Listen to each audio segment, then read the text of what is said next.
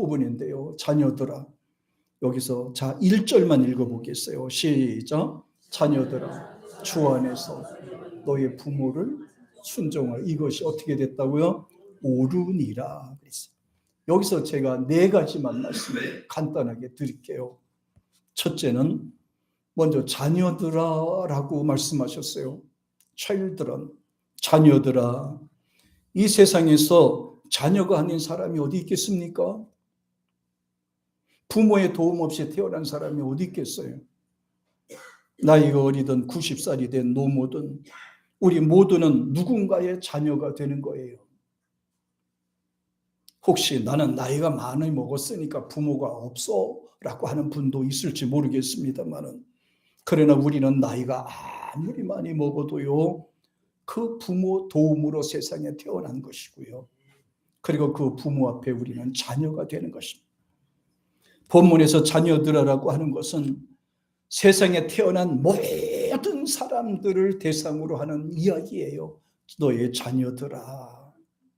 예외가 되는 사람은 하나도 없어요. 그리고 두 번째는 너의 부모, 이렇게 말씀하셨어요. 꼭 말씀하는 거는 너의 부모예요. Your parents. 여기서 영어로 쓰는데 parent라는 말은 대부분의 아버지, 어머니 이런 뜻입니다. 양가를 모두 표현해서 쓰는 말이에요.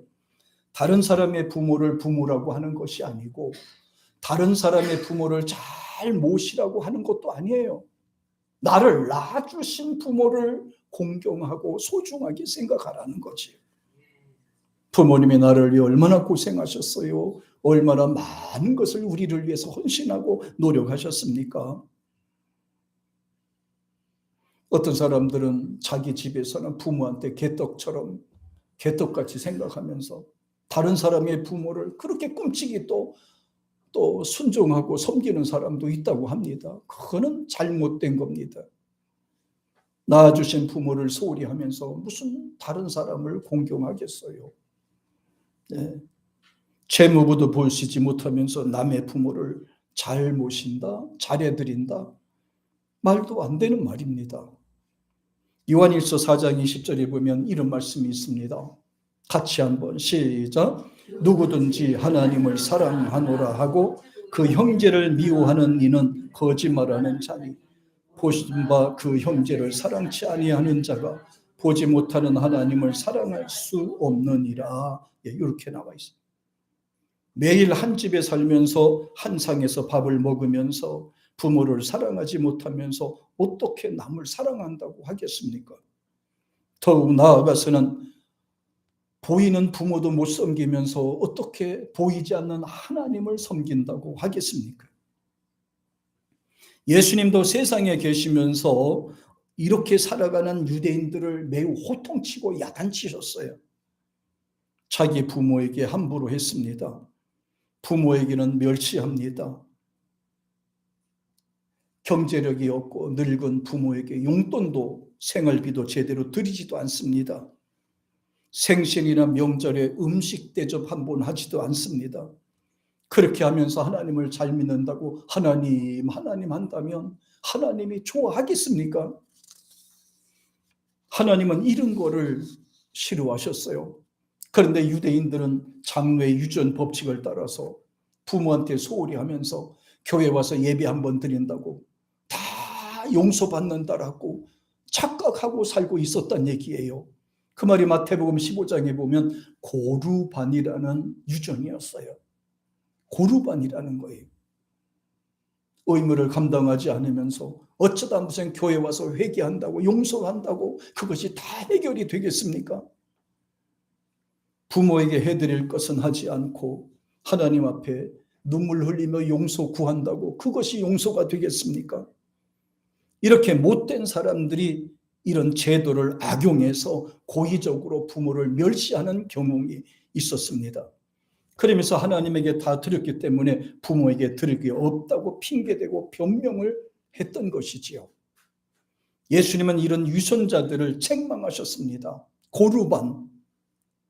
성경은 부모 공경하는 것이 하나님을 섬기는 것만큼이나 중요하다고 강조하셨어요. 그래서 하나님을 공경하라, 하나님을 경외하라 이 말은 부모를 공경하라 이 말과 같은 말로 쓰였어요. 같은 단어를 쓰었습니다. 대부분의 성경에 보면 하나님께 예우를 대하는 언어는 사람이 쓰지 못했거든요. 그런데 부모 공경만큼은 같은 단어를 사용했습니다. 나를 낳아주시고 키워주신 부모를 그렇게 소중하게 생각했던 겁니다. 예수님도 이런 것을 위선자라고 얘기를 했어요. 위선자, 형식주의자. 성경은 분명히 말씀합니다. 너의 부모를 공경하라. 너의 부모를 공경하라. 인간됨의 기초는 부모 공경에 있습니다. 신앙 기초도 부모 공경하는 데 초점을 맞췄습니다. 부모 공경을 잘하는 사람은 신앙생활도 잘하게 되어 있습니다. 세 번째는 주 안에서라고 강조하셨습니다. 주 안에서 in the Lord. 신앙인들의 위험은 주 안이라는 말을 왜곡하는 데 있어요. 주 안에서 하니까 교회 안에서만 있으면 되는 줄로 착각하는 경향이 있습니다. 예수 믿는 부모만 섬기라는 줄 착각하고 있습니다. 그렇지 않습니다. 나를 낳아주신 부모라면 그가 예수를 믿든 믿지 않든 개념하지 말고 상관하지 말고 그를 섬겨야 되는 것입니다. 더 하나님을 믿는 자라면, 하나님을 경외하는 자라면 두말할 필요가 없는 겁니다. 기독교의 효도는 살아생전 잘 모시고 기쁘게 해드리는 겁니다. 세상 종교는 돌아가셨고 난 후에 제사를 지난다, 무슨 산소를 좋은 데 쓴다, 어쩌고 저쩌고 아주 이렇게 하는데 절대로 기독교는 죽은 후에는 신경 안 써요. 살아생전에 맛있는 것도 좀 사다 드리고 그 마음을 기쁘게 해드릴 수 있고 즐겁게 하는 것이 기독교의 효도관이에요. 물론 우리 부모들이 예수를 믿고 구원받는 일에 관심을 갖는다면 얼마나 좋아요. 부모가 예수를 믿지 않아서 지옥에 가게 되는 것은 불효 중에 큰 불효인 것입니다. 내 사랑하는 부모님이 지옥에 가서 고통당한다고 생각해 보셔요. 펄펄 끓는 유황불에 들어가서 계속해서 호소하고 부르짖고 간구한다고 생각해 보세요. 울면서 고통당하면서 괴롭다고 하는 걸 한번 생각해 보세요. 가장 큰 효도라면 예수 믿게 해드리는 것이 가장 큰 효도 중에 하나인 것입니다. 그리고 세상에서 온갖 좋은 것으로 부모를 공경했다 하더라도 그 부모가 지옥에 갔다면 세상에서 잘한 일이 또 무슨 의미가 있겠습니까? 정말 부모를 사랑하는 사람이라면 부모님이 예수를 믿고 천국에 가도록 해드려야 되는 거예요. 이건 종교적 의식이 아니에요. 종교적인 개념도 아닌 것입니다. 이건 생명에 관계된 겁니다. 사람들은 태어나서 죽을 때까지 늘 죽음이라고 하는 불안에 쌓여 있습니다.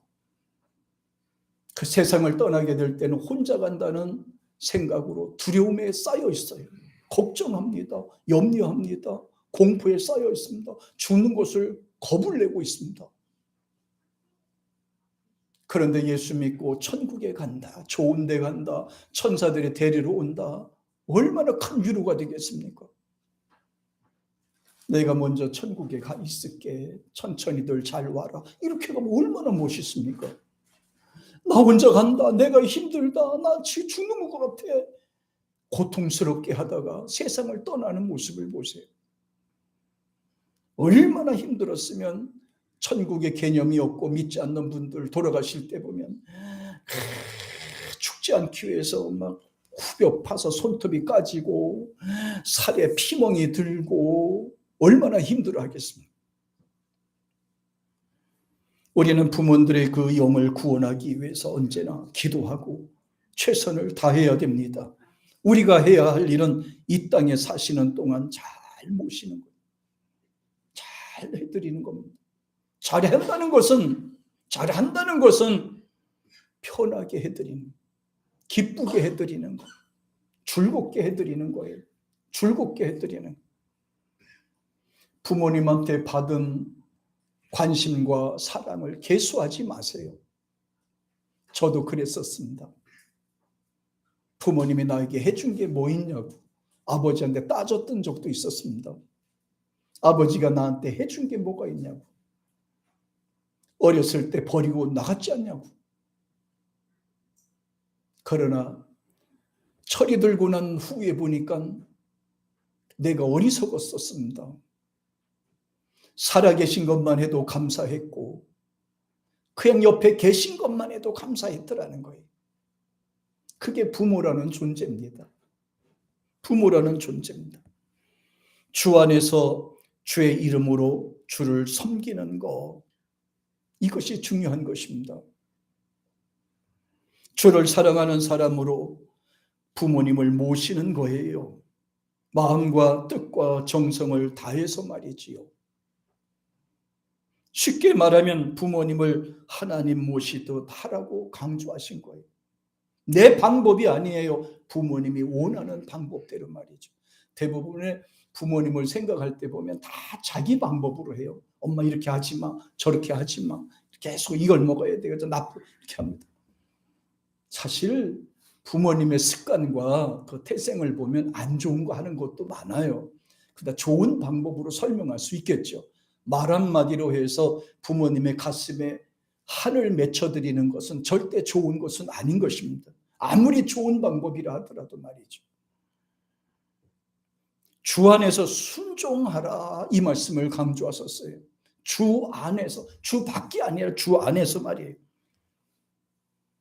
2절에 보면 내 아버지와 어머니를 공경하라, 이렇게 말씀하셨어요. 내 아버지와 어머니를 공경하라. 사람과 짐승이 다른 것은 이 부분인 거예요. 부모 공경의 첫걸음이 뭐예요? 순종하는 거라고 그랬어요. 순종이란 굴종이 아닙니다. 그렇다고 무조건 맹목적으로 복종하는 것도 아닙니다. 그렇다고 억지로 하는 것도 아닙니다. 그렇다고 불쌍히 여겨서 하는 것도 아닙니다. 기쁜 마음으로 해야 하는 겁니다. 기쁜 마음으로 하는 거예요. 기쁜 마음으로. 공경이라고 하는 이 티만은 특별한 말이에요. 그래서 이것은 사람에게만 유일하게 쓰여지는 언어입니다. 일반적인로 말하면 사랑한다 이런 것도 아니에요. 에로스가 아니에요. 그렇다고 해서 불쌍히 여기는 마음도 아닌 것입니다. 부모를 공경하는데 무슨 불쌍한 마음이 생기고 무슨 이런 마음이 생깁니까? 내 부모니까, 나를 낳아주신 부모니까, 나를 키워주신 부모니까. 부모님이 해주신 것만큼 10분의 1도 못하면서 우리가 살지 않습니까? 요새는 부모를 불쌍히 여기는 사람들이 많다고 그래요. 그렇게 하는 거 아닙니다. 이건 망언과 같은 거예요. 오늘 성경은 말합니다. 높이 섬겨라. 낮춰 사랑하는 것이 아니라 높이 섬겨라. 수평으로 사랑하는 것이 아니라 높이 사랑하고 추앙하는 것입니다. 공경하는 것은 부모를 높여드리는 거예요. 높여드리는 거예요. 네 번째는 이것이 옳으니라 그랬어요. 이것이 옳으니라. This is right. 마땅한 일이라는 거예요. 이건. 이게 인간의 도리라는 거예요. 인간이 해야 되는 기본적인 자세가 이 부분이에요. 당연히 해야 되는 일입니다. 안 하니까 문제가 되는 거지요. 당연히 해야 할 일인데 거기에 무슨 이유가 있겠습니까? 무슨 변명이 있겠습니까? 당연히 해야 되는 일인데 맏아들이면 어떻고 둘째면 어떻고 셋째면 어떻고 딸이면 어떻고 그거 누가 어떻으면 어떻습니까? 내 부모 섬기는데 무슨 둘째가 필요하고 막내가 좀 짐을 덜 지고 이런 법이 어디 있습니까? 나를 낳아서 키워주신 부모인데 거기서 무슨 개수를 따지고 절차를 따집니까? 그냥 섬기고 사는 겁니다. 내 믿음으로, 내 사랑하는 모습으로 하는 겁니다. 안 하는 사람이 못된 사람이 되는 거죠. 나는 막내기 때문에 안 해도 돼? 안 모셔도 돼? 조금만 해도 돼? 그런 말이 어디 있어요? 자기는 부모 사랑을 안 받았습니까? 부모가 안 낳습니까? 부모 앞에서는 동등한 것입니다. 사랑을 많이 받고 덜 받고가 문제가 아닙니다. 낳아주시고 키워주신 그것이 바로 은혜가 되는 것입니다. 한문에서 보면 참 재미있는 것이 있어요. 친이라는 말이 나오는데요. 친과 효의 두 가지 언어가 참 재미있는 말이 있습니다.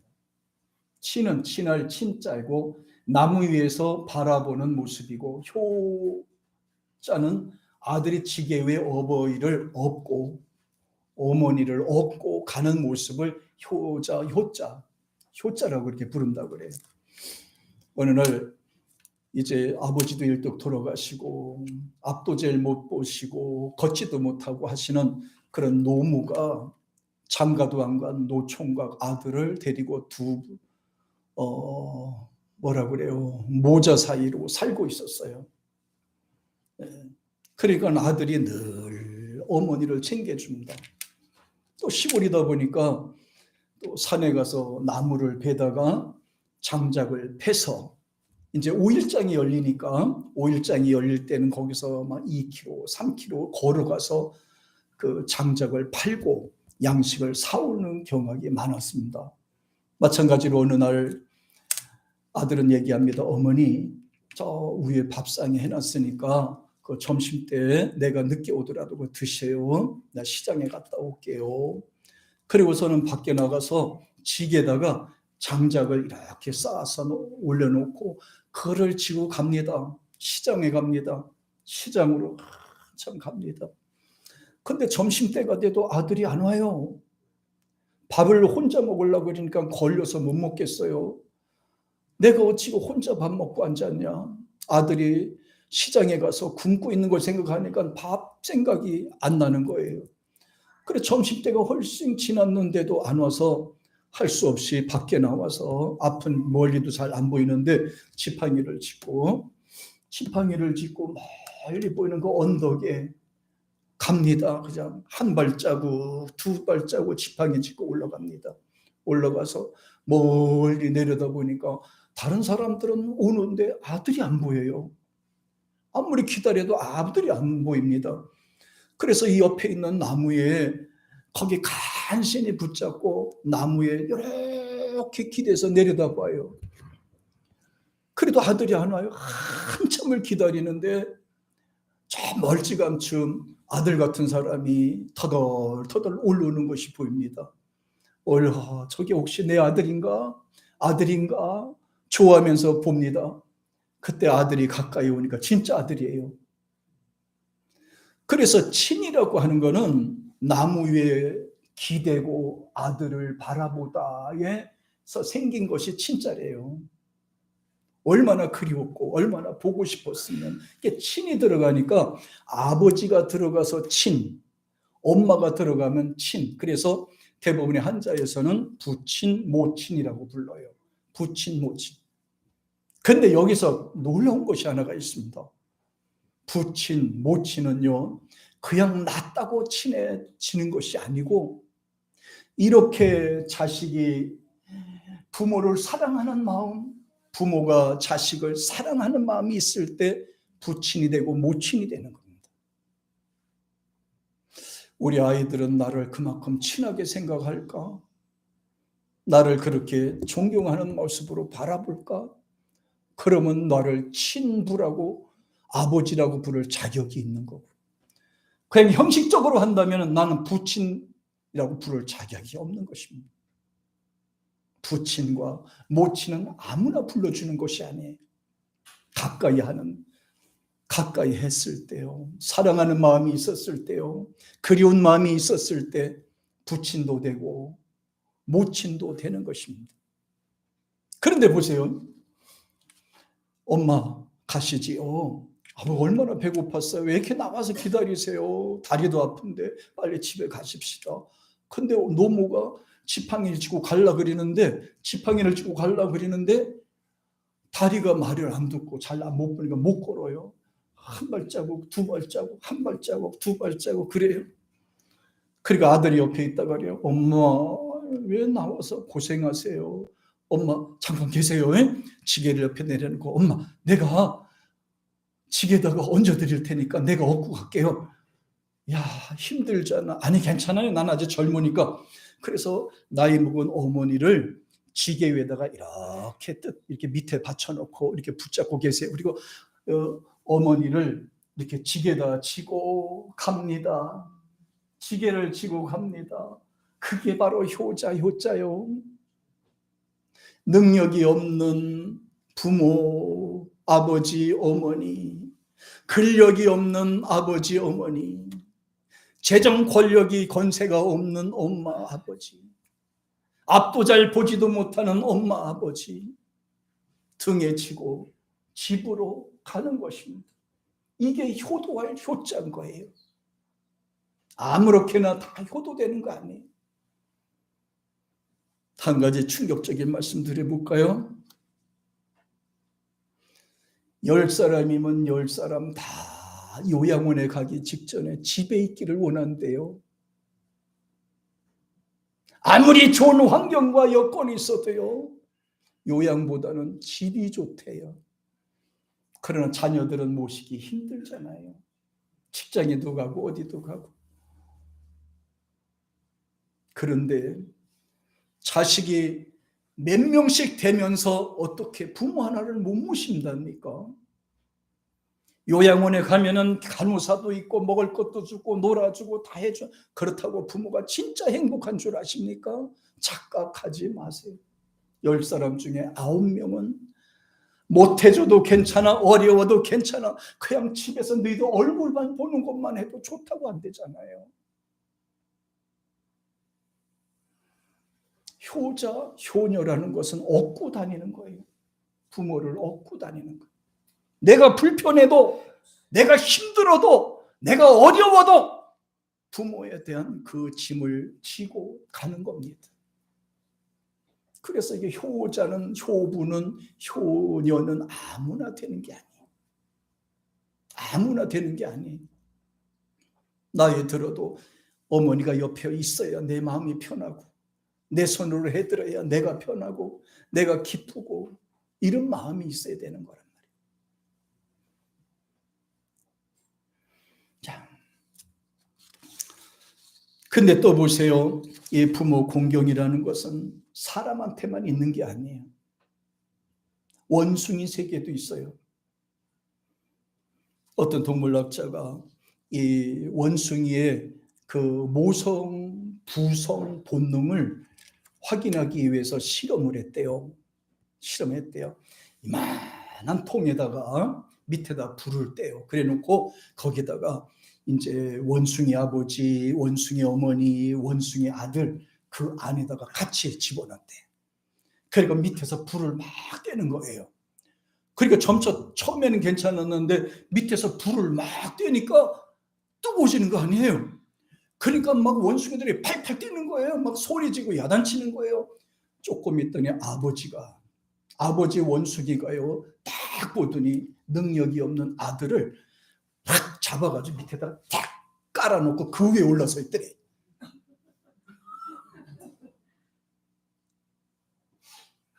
이거를 보다 못한 엄마 원숭이가 있다가 소리를 지르면서 아빠 원숭이를 확 밀어버리고 얼른 새끼를 껴안고 자기가 누워놓고 배 위에다 새끼를 얹어놓고 있더래. 이게 아마 아버지와 어머니의 그 사랑의 온도 차이인 것 같아요. 낳아주신 부모님과 키우신 부모님, 아마 온도 차이인 것 같아요. 자기가 낳아서 키워주신 엄마의 사랑.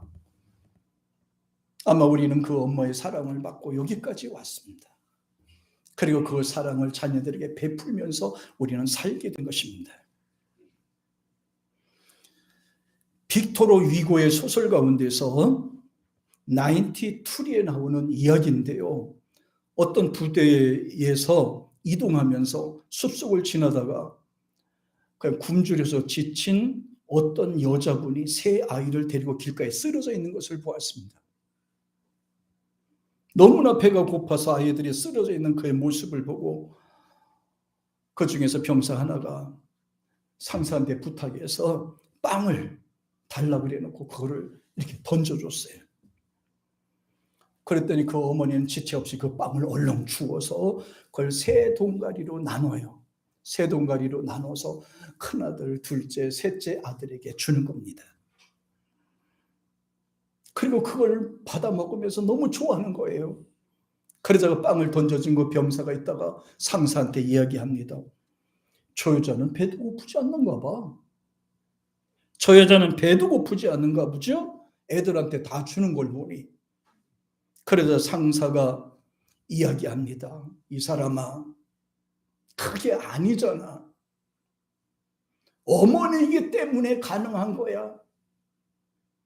어머니이기 때문에 가능한 거야. 이것이 어머니의 사랑으로, 이것이 어머니의 마음인 것입니다. 자기는 굶으면서도 자식들이 빵 한 조각을 먹으면 기뻐하는 모습을 보고 더 크게 기뻐하는 모습 말이지요. 우리는 그 사랑을 받으면서도 깨닫지 못하고 살아왔잖아요. 당연히 하는 것처럼 살고 왔잖아요. 그러나 우리가 그 사랑을 받고 있다는 걸 아세요? 결론으로 맺습니다. 부모 공경은 하나님이 주신 약속 있는 첫 계명이라고 했습니다. 모든 계명의 관문인 것이지요. 이 문으로 들어가야 다른 계명의 효과가 나타나는 것입니다. 그러나 이 계명을 지키지 못하면 다른 모든 계명을 지켜도 무슨 소용이 있겠습니까? 뱀정어 아시죠? 뱀정어. 뱀정어. 그 고기 맛있잖아요. 근데 뱀정어 잡을 때 어디 잡아야 돼요? 그래야 안전하게 딱 잡을 수 있어. 어디 잡아야 돼? 채집서? 그래요. 꼬리 잡아서 뱀장어 잡을 수 있어요? 몸통 잡는다고 잡아질 수 있어요? 아니야. 목을 잡아야 돼. 머리를 잡아야 돼. 잡아야지. 그 다음에 뒤에 놓으면 그냥 시충이충 하다가 따라오는 거거든요. 시충이충 하다가 따라오거든요. 우리가 잘 되는 길이 뭡니까? 행복한 길이 뭡니까? 마음의 기쁨과 즐거움을 누릴 수 있는 길이 뭡니까? 바로 첫 계명, 내 부모를 공경하라. 여기에 그 모습이 있는 것입니다.